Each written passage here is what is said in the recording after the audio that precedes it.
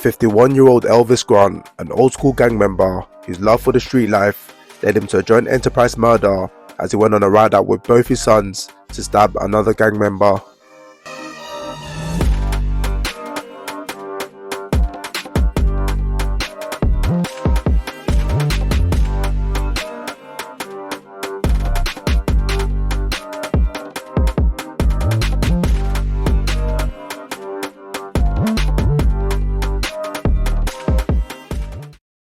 This story takes place in northwest London at St Raphael's in Neasden. The murder of Devon Jensen Wallace by Elvis Grant and his two sons was linked to a gang dispute from members of SRS, which is short for St Raphael's. The gang was first established in the early 90s when a few members from the Stonebridge estate moved in during the crack cocaine era. This era would see many gangs emerge from the northwest area and would lead to many tit-for-tat violence for control of the drug trade. Elvis Grant was a prominent figure of the St Raphael's gang in the late 90s and would be involved in a lot of the shootings and stabbings that were going on around Brent at that time. He would now get the name Sneaky. The SRS gang members around the late 90s to early 2000s were dangerous individuals and had no problems threatening their own members. This would come after a well-known younger SRS member known as Danger was involved in an armed robbery that went wrong. Him and his affiliates travelled back to the state and were arrested on the same day by Operation Trident. They found two loaded firearms under his mattress at his mum's house. The guns didn't belong to him and he refused to inform the police to who owned the guns. The 14-year-old was then sentenced to 18 months in jail because of his age. The older SRS members would catch wind of what happened and ended up threatening the 14-year-old's mother that very same day. They insisted that they would kill the whole family, along with making plans of kidnapping the mum until the case was finished. This was to ensure that the kid kept his mouth quiet about who owned the guns. The mother was later put into the witness protection program and removed from the state for her own safety. Elvis, being part of the gang from the start, would see himself rack up convictions from drug charges to possession of an offensive weapon, and at just the age of 20 he had his first son, Jamal Grant, but was still very much involved in the street life and would have another child, Lamar Grant, 5 years later, which is when he took a small step from the streets as a newer generation of St Raphael members started making noise. Both of Elvis' kids, Jamal and Lamar, grew up in the system and were a product of their environment. With the dad still having a foot in the gang life, they will now follow the same path and were already causing trouble at a young age. The older sibling Jamal would join the St Raphael's gang, taking after his dad's name, Sneaky. The younger brother will also follow suit and was known as Younger Sneaky. The new generation of St Raphael's members will have heavy beef with the Stonebridge gang, known as TOS, Thugs of Stonebridge. The tit-for-tat violence was at an all-time high, with an SRS member called Jim Jones being stabbed to death after driving home from Wembley. The three individuals stabbed and dragged him out of the car, then proceeded to drive off in the same car he was driving in. Then there was another case of SRS members doing a drive-by shooting all over the Stonebridge estate with a Mac 10 submachine gun, and the same members going to a house party days before and shooting at Stonebridge members, almost killing an innocent civilian. One of the saddest stories stemming from this gang war between St Raphael's and Stonebridge is the mistaken identity killing of Kwasi Mensah. In 2019, Stonebridge members were looking to kill the leader of the St Raphael's gang, who at the time was Pac-Man, also known as Baki. The gang saw an innocent man called Kwasi walking out of the Costco shop. The gang followed him inside a park, which is when Stonebridge member called Beefy shot him in the head at point blank range as Kwasi was eating his sandwich on the bench. This was a case of mistaken identity, as Kwasi looked similar to Pac-Man, who was the intended target. The reason why this case is just sad is because Kwasi was just an innocent guy who worked 3 jobs to make ends meet. He had no gang affiliation whatsoever and had just clocked out of his shift at Sainsbury's and was going to grab something to eat. I've covered this case before, but again I just want to say rest in peace Kwasi Mensah, and our thoughts and prayers go out to his family and friends. With the whole tit-for-tat violence going on, Jamal and Lamar will be involved in gang activity and become known to the police just like their father, who didn't set the right example for his kids. What the Grant family go on to do next will be a prime example of why being involved in the gang life never ends well. On the days leading up to the incident, Devon Wallace, who was a gang member known as Lick or Stretch, got into an altercation with Jamal Grant, which led to Jamal, aka Sneaky, being stabbed in the process. Although the stabbing wasn't fatal, the retaliation was soon to come. Jamal told his dad and brother about the situation, which is when they started planning on how they were going to get their revenge. Months later, on the 1st of June 2022, Devon will be walking with friends on the St. Raphael's estate around 6 PM.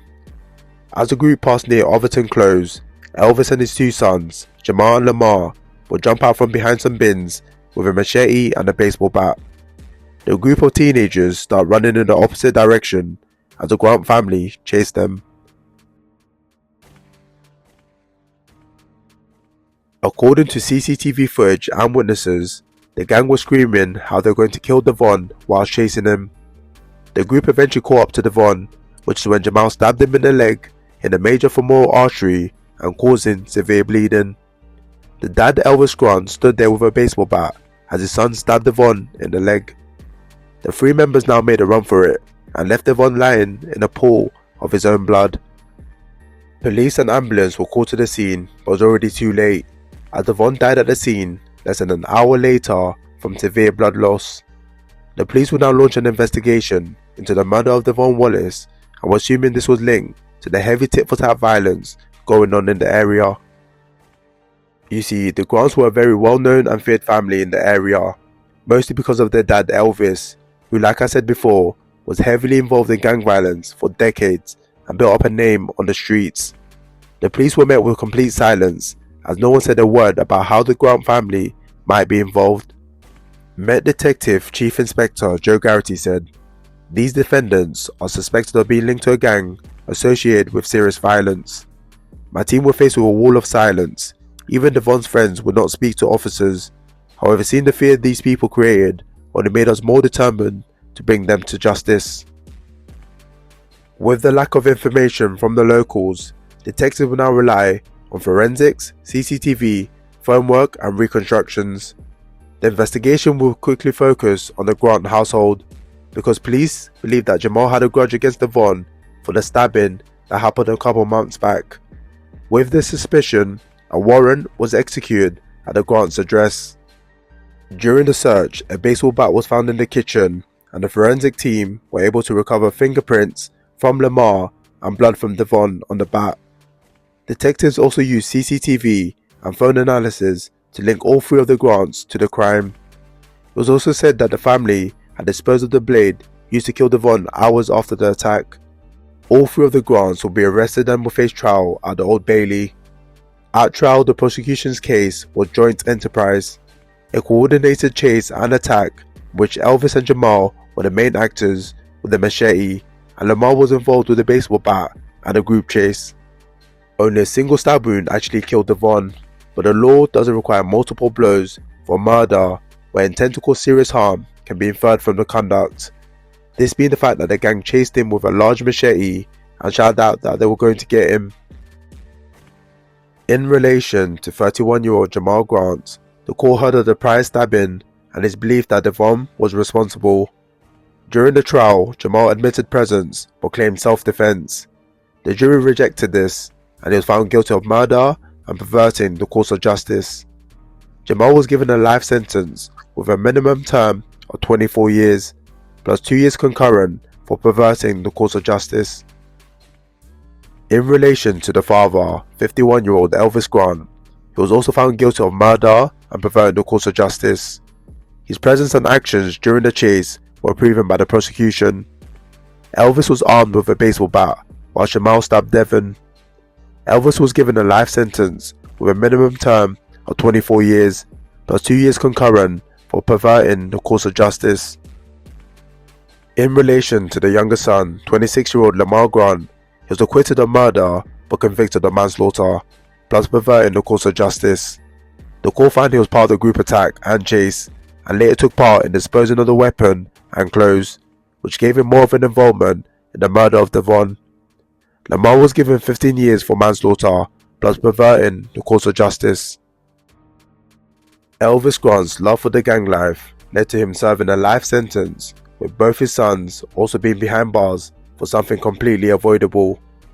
Elvis, being an original member of the St. Raphael's gang, led to him passing on the torch onto his own kids, rather than discouraging this sort of lifestyle.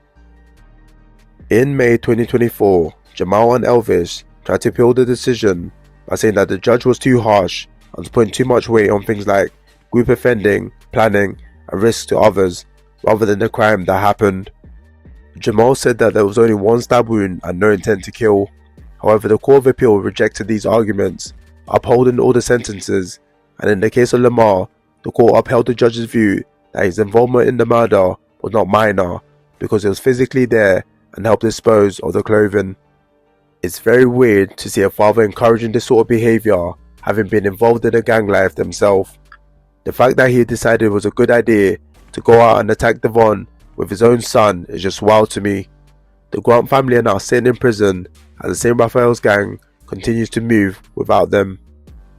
Like I say in every outro, if you take anything from this video, let it be that the gang life is truly not something you want to be involved in. You got family and friends that fully care for you, so stay smart and let me know in the comments if I missed anything. I'll see you lot in the next one. God bless.